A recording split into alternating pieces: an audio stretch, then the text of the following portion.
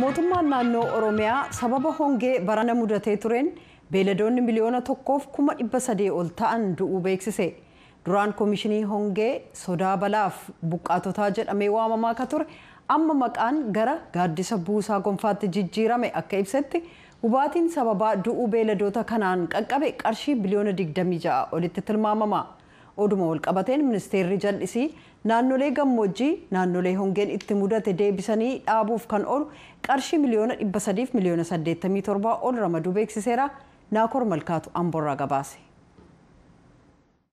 Naannoo Oromiyaa godina Booranaa aanaa Dirree keessa akka jiraatan kan dubbatan obbo Godaanaa Nuuraa hongee barana mudateen beeladootni 55 ta'an jalaa dhumuu dubbatan.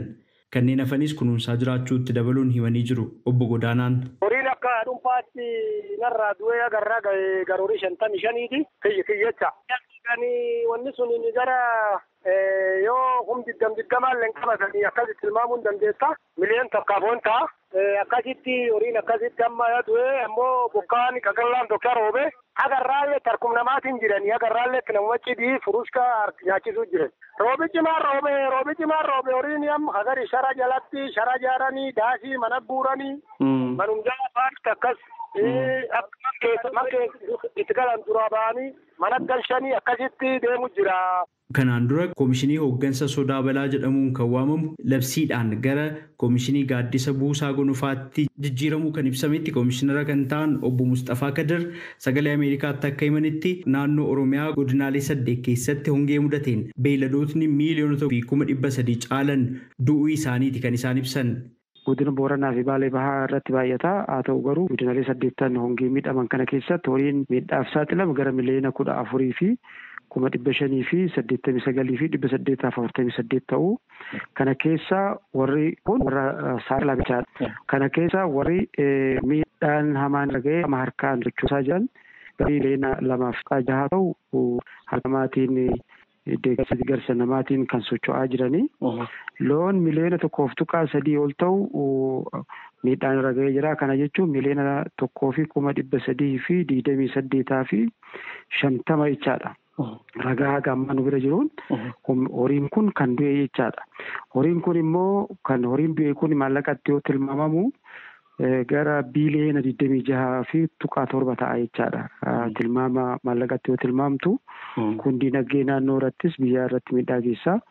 Haa ta'u garuu kana hambisuudhaaf yaa'u godhamaa ture marga fi maal gochuun horii hunda hambisuu waan dandeessu seetii 10 ta'u hambisuuf hojiin hojjetamatu jira. Hubaatii hongee geessise godinaalee Booranaa fi Baalee Bahaa keessatti immoo maal ta'uu dubbatanii jiru. Yeroo ammaa beelladootni miliyoona 2,600 caalan immoo baay'ee miidhaa gargaarsa namaatiin kan kaasaman bakki itti roobni kennoowwan godhamuu qaba jedhan irratti waan dubbatan qabu Koomishinar Mustafaan.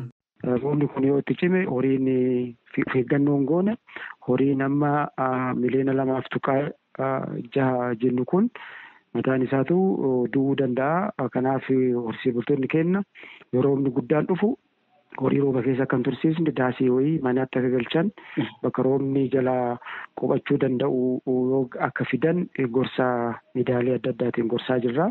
Kana yoo godhan horiin amma dadhabee harka namaatiin badadaa jiran kun tokko damdamachuu hin danda'u jechaadha. Koomishinarichi hongeen ala bakkeewwan dhabamuu nageenyaatti namoonni buqqaasaman akkasumas immoo bahiyyummaarraa kan ka'e miidhaman dabalatee yeroo ammaa kana namootni miliyoona 4,300 caalan gargaarsa mootummaatiin taasifamuun jiraachuu dubbatanii jiru. Godinaalee 8 kana keessatti namoota baay'eedha kan gara nama miliyoona 3.2 ta'u gargaarsaaf saaxilee jira. Uummanni miliyoona 3,205 fi 100 ta'u gargaarsa mootummaan hongee faadhaaf gargaaraa jiru. Kanaaf midhaan matooree kanatti gara midhaan garaagaraa miliyoona 8 ta'u godinaalee kanneen qabee jira. Maalaan bakka midhaan fiduu danda'an immoo kaashii kan kafalameef gara miliyoona 77 142 fi 938 ta'u birrii harkatti kafalamee fi gabaarraa midhaan akka bitatan naannoo midhaan itti argamutti kan taasifameef jechaadha. Hongee qofaadhaan miidhamanii jechaadha kan amma sila sii kaase. Kanaan ala namoonni sababa hiyyummaatiin rakkoo wabii nyaataa qaban jiru. Godinaalee muraasa keessatti jechaadha. Arsii lamaan, Shawaa Kaabaa, Wallagga keessattis godina adda addaa jechaadha gara godina 9 kan ta'u sababa rakkoo hiyyummaa jechuudha. Rakkoo hanqina nyaataa qaban 650 fi 298 ta'u deeggarsi kan godhamaa midhaanii kan godhamaa fi jiru jechuudha.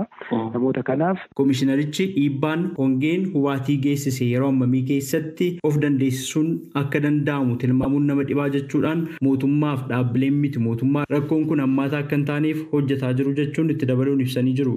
Oduma hubatu ministeerri jallisiif naannolee gammoojjii piroojeektii fooyya'insa jireenyaa naannolee bakkeewwan hongeen miidhaman baankii addunyaa irraa gargaarsa argame birrii $300 fi $87 ta'uun hojiiwwan of dandeessisuu garaagaraa hojjechuudhaaf karoorfachuu ibsee jira. Hojiiwwan kunneen naannolee hongeen miidhe kanneen biroo keessattis akka hojiirra oolu kan ibsame. Sagalee Ameerikaaf Naakoor Malkaa Amborraa.